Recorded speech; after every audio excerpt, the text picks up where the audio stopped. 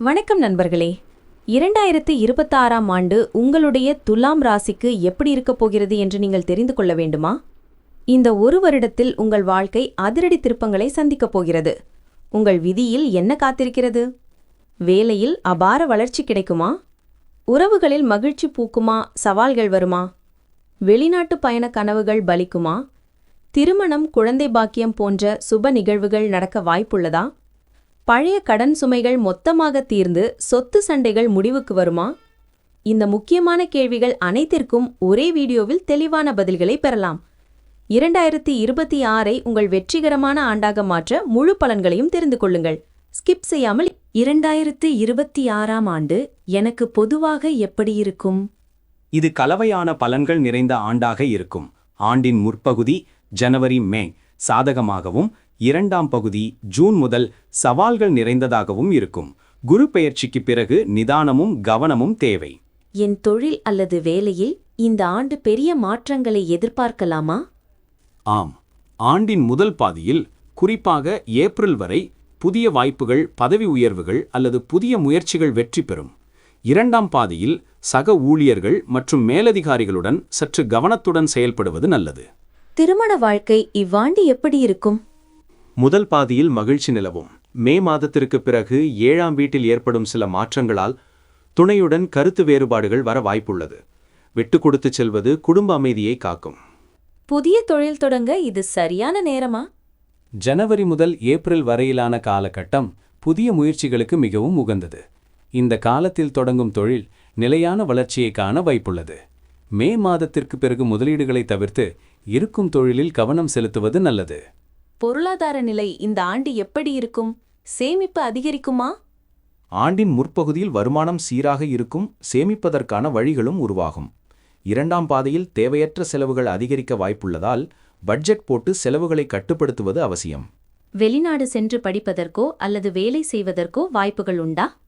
ஆம், வெளிநாட்டு பயணம், வேலை அல்லது உயர்கல்விக்கான முயற்சிகள் வெற்றி பெற வாய்ப்புள்ளது.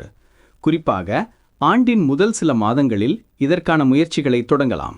திருமணமாகாதவர்களுக்கு திருமணம் கைகூடுமா? திருமணத்திற்கான முயற்சிகள் ஏப்ரல் மாதத்திற்குள் வெற்றிகரமாக முடியும் வாய்ப்பு அதிகம்.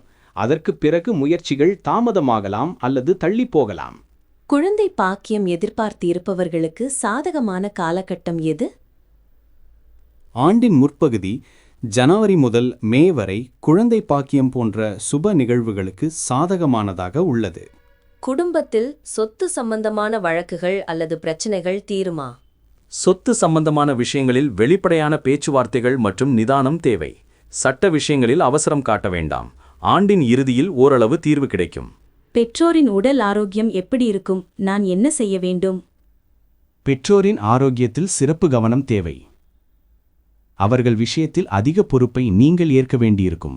எனது உடல் ஆரோக்கியம் இந்த ஆண்டு சீராக இருக்குமா? ஜூன் மாதத்திற்கு பிறகு ஆரோக்கியத்தில் கூடுதல் கவனம் தேவை. அலைச்சல், மன அழுத்தம் காரணமாக சோர்வு ஏற்படலாம். யோகா மற்றும் தியானம் செய்வது மனதை நிர்வகிக்க உதவும். முக்கியமாக நான் எதை குறித்து கவனமாக இருக்க வேண்டும்? செரிமானம் தொடர்பான பிரச்சனைகள், வயிற்று உபாதைகள் மற்றும் பாதங்களில் வலி ஏற்பட வாய்ப்புள்ளது. சரியான நேரத்தில் உணவு உண்பது அவசியம். கடன்கள் அல்லது பழைய நிதிச்சுமைகள் குறையுமா? ஆண்டின் ஆரம்பத்தில் நிதி நிலைமை மேம்படும் போது பழைய கடன்களை அடைக்க முயற்சி செய்யலாம். புதிய கடன்கள் வாங்குவதை தவிர்க்கவும், இல்லையெனில் அது அழுத்தத்தை அதிகரிக்கலாம்.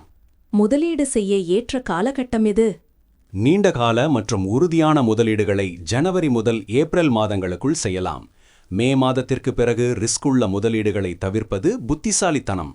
யாருடனாவது கூட்டுத் தொழில் தொடங்கலாமா? கூட்டுத் தொழிலில் நல்ல லாபம் கிடைக்கும் வாய்ப்பு உள்ளது. ஆனால் ஒப்பந்தங்களை எழுத்துப்பூர்வமாக பதிவு செய்து வெளிப்படைத்தன்மையை பேணுவது அவசியம். உயர்கல்வி பயிலும் மாணவர்களுக்கு இந்த ஆண்டு எப்படி இருக்கும்? கடின உழைப்புக்கான பலன் கிடைக்கும். தேர்வுகளில் நல்ல மதிப்பெண்களை பெற முடியும். இலக்கை அடைய ஒரு குறிப்பிட்ட வழிகாட்டியின் உதவி தேவைப்படலாம். என் குழந்தைகளுக்கு கல்வி தொடர்பான விஷயங்களில் எந்த காலம் சாதகமானது? குழந்தைகளின் கல்வி மற்றும் போட்டித் தேர்வுகளுக்கு ஆண்டின் முதல் சில மாதங்கள் சிறப்பாக இருக்கும். அவர்களின் கவனத்தை சிதறாமல் பாதுகாக்க நீங்கள் அதிக நேரத்தை செலவிட வேண்டியிருக்கும். ஆன்மீக தேடல்கள் நிறைவேறுமா? ஆலய தரிசனங்கள் கிடைக்குமா? ஆன்மீகத்தில் ஆர்வம் அதிகரிக்கும். குறிப்பாக ஜூன் மாதத்திற்கு பிறகு புனித யாத்திரைகள் அல்லது ஆலய தரிசனங்கள் மூலம் மன அமைதி கிடைக்கும். நான் எந்த கடவுளை அல்லது கிரகத்தை வணங்குவது நல்லது? சனி பகவானுக்கு 7.5 சனி முடிவடைந்தாலும் நல்லெண்ணெயில் விளக்கேற்றுவது மற்றும் குரு பகவானை வணங்குவது உங்கள் முயற்சிகளுக்கு பலம் சேர்க்கும். செவ்வாய்க்கிழமைகளில் துர்க்கையை வணங்குவதும் நலம் தரும். இவ்வாண்டு நான் தவிர்க்க வேண்டியவை அல்லது கடைபிடிக்க வேண்டிய முக்கிய விஷயம் என்ன?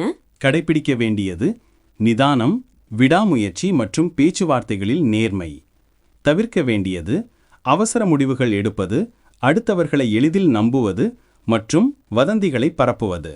துலாம் ராசி நேயர்களே, 2026ஆம் ஆண்டிற்கான உங்கள் கேள்விகளுக்கும் அதற்கான துல்லியமான பதில்களுக்கும் விடை கிடைத்திருக்கும் என்று நம்புகிறேன். இந்த ஆலோசனைகளை நீங்கள் கவனத்தில் கொண்டு செயல்பட்டால் வெற்றி நிச்சயம். இந்த வீடியோ உங்களுக்கு பயனுள்ளதாக இருந்திருந்தால் மறக்காமல் லைக் செய்யுங்கள். உங்கள் நண்பர்களுக்கும் குடும்பத்தினருக்கும் பகிர்ந்து கொள்ளுங்கள். மேலும் எங்கள் சேனலை சப்ஸ்கிரைப் செய்யாதவர்கள் தயவு செய்து இப்போதே சப்ஸ்கிரைப் செய்து கொள்ளுங்கள். கூடவே வரும் பெல் ஐகானையும் கிளிக் செய்து கொள்ளுங்கள். அப்போதுதான் நாங்கள் போடும் அடுத்தடுத்த வீடியோக்கள் உடனுக்குடன் உங்களுக்கு நோட்டிஃபிகேஷனாக வந்து சேரும். மற்ற எல்லா ராசிகளுக்கான 2026 பலன்களும் எங்கள் சேனலில் வீடியோவாக உள்ளன. அந்த வீடியோக்களையும் பார்த்து அந்தந்த ராசி நேயர்கள் பலன் பெற வாழ்த்துக்கள். நன்றி. மீண்டும் ஒரு பயனுள்ள வீடியோவில் சந்திப்போம்.